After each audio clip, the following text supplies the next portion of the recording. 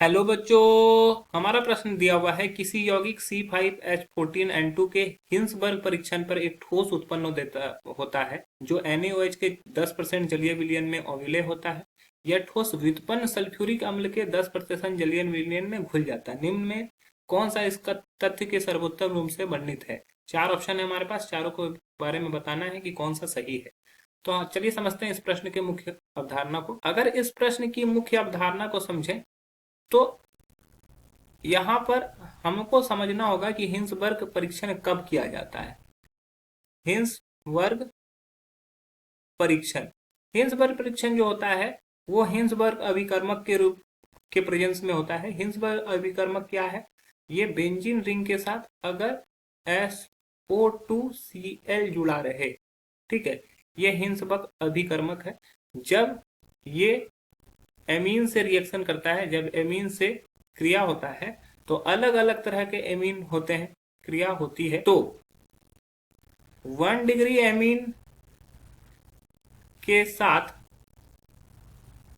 घुलनशील लवण बनाता है, घुलनशील लवण देते हैं, ठीक है।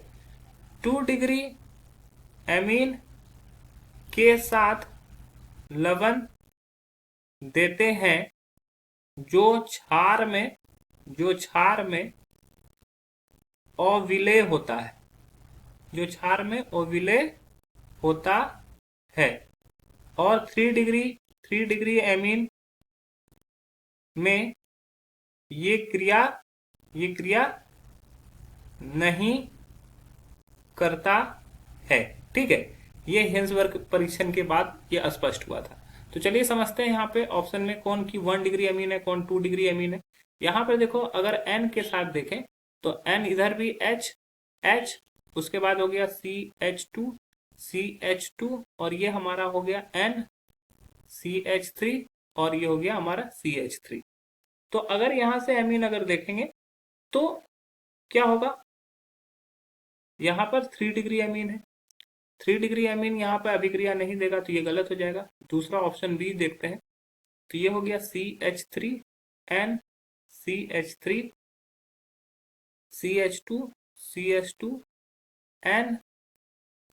NCH3 और ये हमारा हो गया H। अगर ऑप्शन बी की बात की जाए तो ऑप्शन बी में क्या है कि ये 1 2 दो R ग्रुप से जुड़ा हुआ है, एक H से जुड़ा हुआ है, तो ये 2 डिग्री एमीन होगा। 2 डिग्री एमीन क्षार में अविलेय होता है, क्षार में अविलेय, लेकिन अम्ल में विलेय, ठीक है। तो यहाँ पे प्रश्न में दिया हुआ है कि जो NaOH 10% जलीय विलयन में अविलेय है, लेकिन यह ठोस व्युत्पन्न सल्फ्यूरिक अम्ल में 10% जलीय विलयन में घुल जाता है।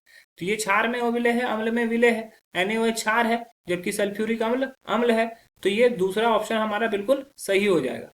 तीसरा ऑप्शन की अगर हम बात करें तो तीसरा ऑप्शन में क्या दिया हुआ है? N के साथ 2 हाइड्रोजन, फिर है हमारा CH2, फिर है हमारा CH3 और एक CH3 ऊपर की तरफ जुड़ा हुआ है, और फिर हमारे पास है NH2।